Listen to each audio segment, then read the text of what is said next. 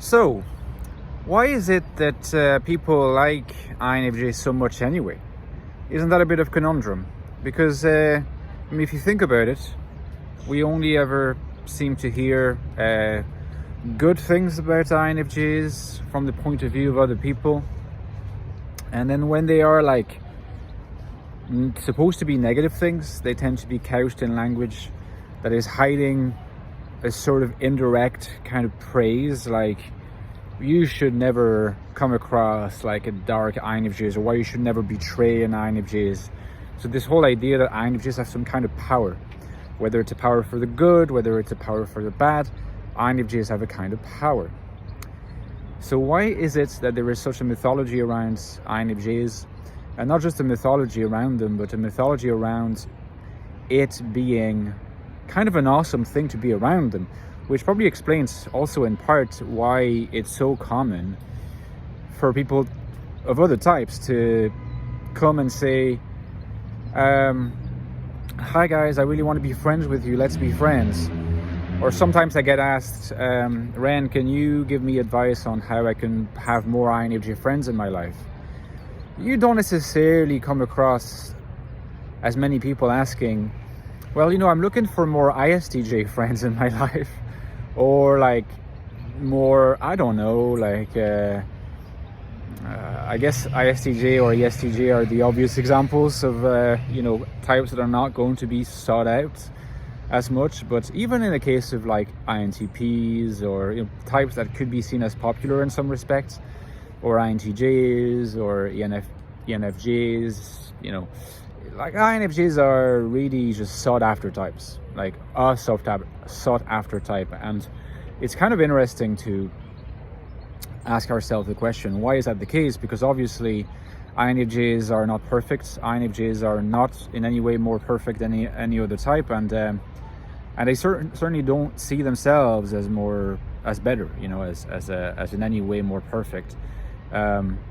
You could say something like everybody seems to like INFJs except INFJs, right? And I think that would be somewhat close to the truth. Like, it's rare for INFJs to kind of celebrate the fact that they are INFJs, but the INFJ-ness of INFJs is celebrated by other people all the time, whether in a sort of celebratory, praise-oriented way that can make INFJs a bit uncomfortable.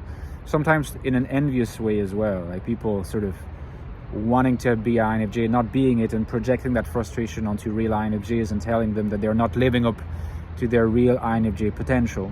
It's a very, very common attitude, projective attitude you come across as well.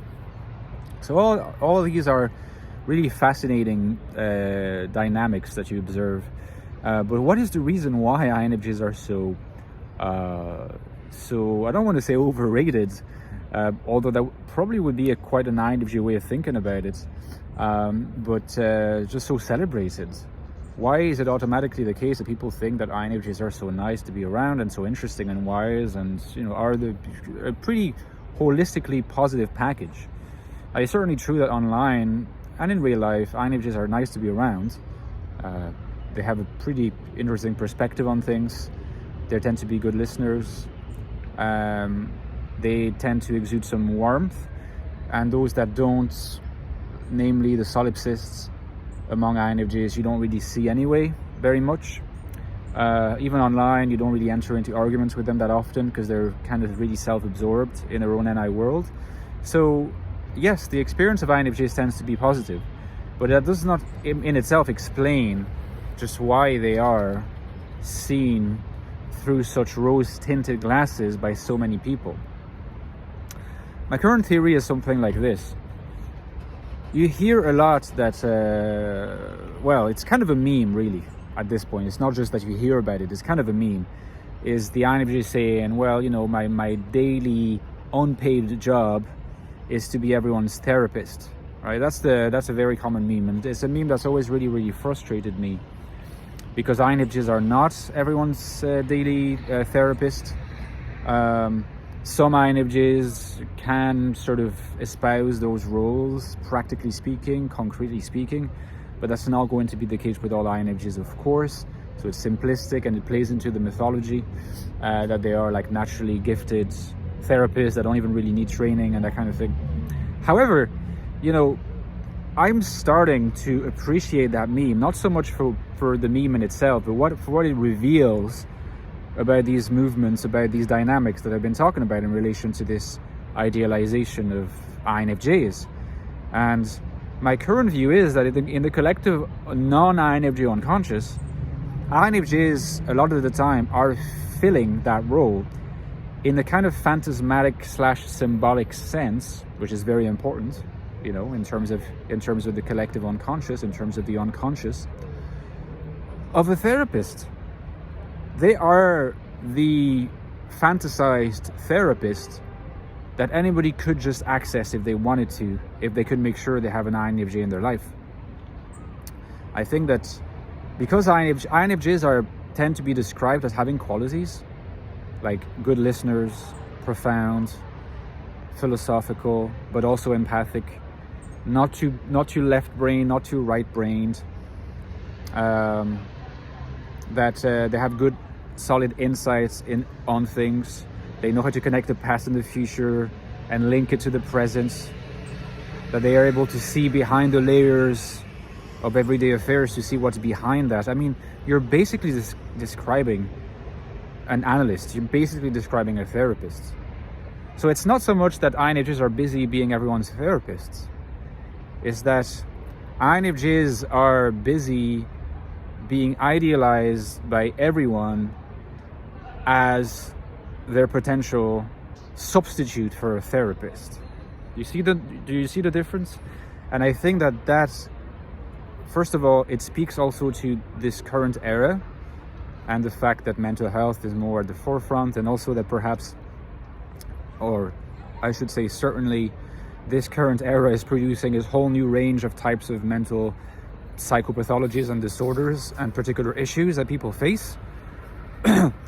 Not everybody wants to think about therapists. People repress their desire for a therapist because it's also viewed for, well, number one, it's costly. Not everybody might be able to afford. Also, some people still feel that there is a stigma around admitting that you're seeing a therapist. A friend was telling me recently that even as in a place as ostensibly liberal as Germany, at least liberal in some respects, it's kind of not frowned upon, but I guess maybe a little bit socially frowned upon to just be open about seeing a therapist.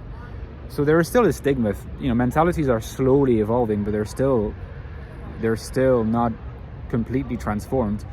And I think that as a mechanism of unconscious compensation for this, a lot of people are fantasizing that they can access someone who would be a substitute, who basically would fill the shoes of their disguised therapists.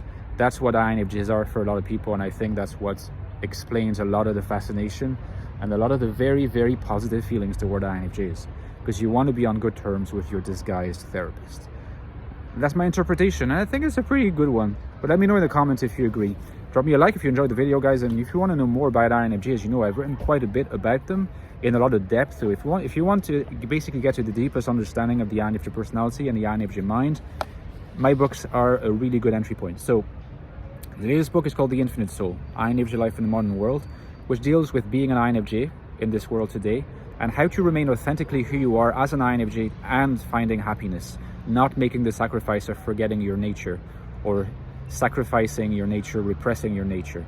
This is the book that looks at all these issues. Check the link below. It's very good and it's a very nice product. The link is right below, like I said, and its prequel goes very well together. Some people say that reading the prequel is ideal, but I think the books just go well together as well.